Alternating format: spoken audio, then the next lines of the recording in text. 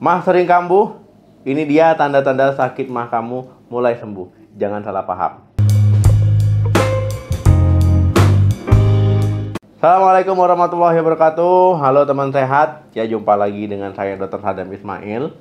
Mah memang jadi penyakit langganan banyak orang.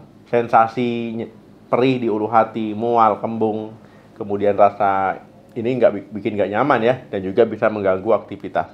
Teman-teman mungkin sudah mencoba beberapa cara, berbagai cara, dari minum obat dokter sampai ramuan tradisional. Tapi pernah nggak sih kamu bertanya-tanya gimana caranya kamu tahu kalau sakit mahnya ini sudah mulai sembuh? Mengetahui tanda-tanda mah mulai sembuh itu penting ya. Teman sehat ya, ini bisa jadi motivasi buat teman-teman untuk terus menjaga pola hidup sehat ya, tidak panik berlebihan. Nah, jangan sampai teman-teman ya salah paham, merasa sudah sembuh total padahal masih ada gejalanya. Nah, di video kali ini kita akan kupas tuntas tanda-tanda kalau sakit mah mulai membaik ya, atau bahkan sembuh. Jadi tonton sampai habis. Teman sehat, seperti yang sudah kita bahas, mah atau gastritis itu adalah peradangan pada lapisan lambung. Nah, mah ini seringkali bisa kambuh ya, terutama kalau kita tidak menjaga pola makan dan gaya hidup.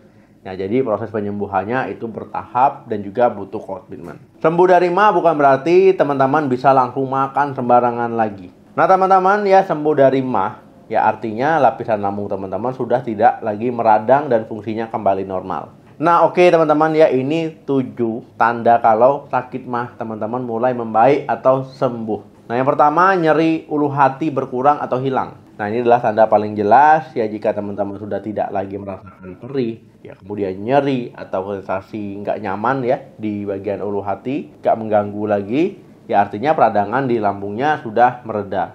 Frekuensi ataupun intensitas nyeri juga sudah jauh berkurang. Yang kedua, mual dan muntah menghilang. Nah, dulu mungkin sering mual ya, bahkan muntah-muntah setelah makan ya. Ya, teman-teman sudah jarang merasakan gejala ini, artinya pertanda lambung kamu itu sudah stabil ya, dan tidak merespon makanan dengan cara yang berlebihan.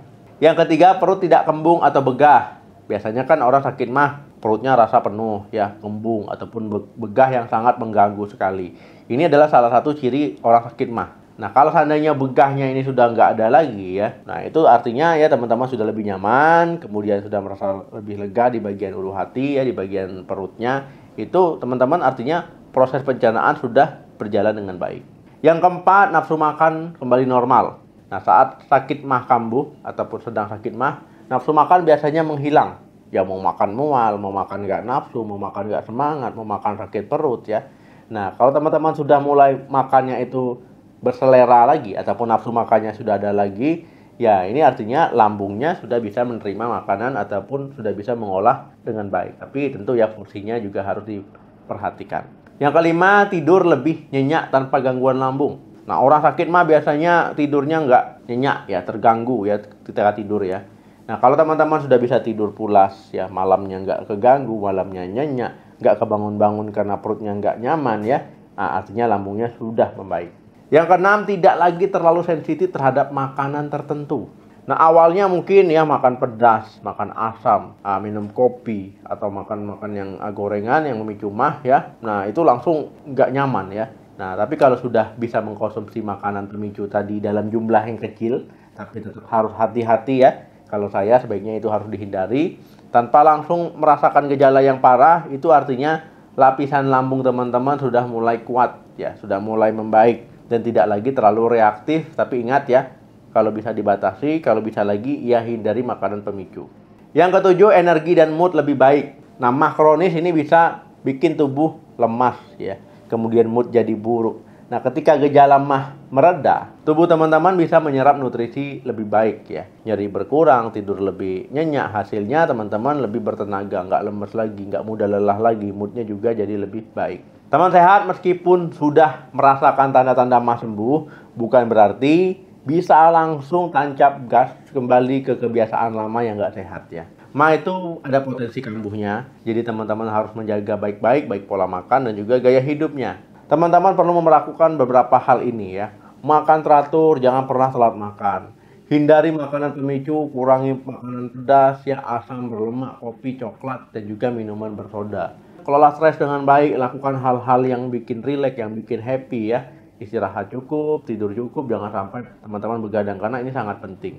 Konsumsi air putih yang cukup, jangan suka minum manis-manis ya, minum minuman yang bikin emahnya jadi nggak sehat ataupun lambungnya jadi nggak sehat. Berhenti merokok, batasi alkohol ya. Nah kalau bisa alkoholnya juga dihentikan. Nah kalau teman-teman ya emah yang misalkan disebabkan oleh infeksi bakteri H. pylori, ya pastinya ya teman-teman sudah menyelesaikan seluruh pengobatan antibiotik dari dokter ya, dan juga melakukan pemeriksaan ulang untuk memastikan bakterinya sudah hilang ataupun benar-benar sembuh kalau penyebabnya karena infeksi bakteri. Kesimpulannya, sakit MA itu memang bisa sembuh ya. Kuncinya memang ya harus mengenali tanda-tanda perbaikannya, terus disiplin dalam menjaga pola makan, gaya hidupnya ya, kalau memang perlu bantuan medis ya konsultasi ke dokter. Nah, semoga video ini bermanfaat ya, tetap semangat.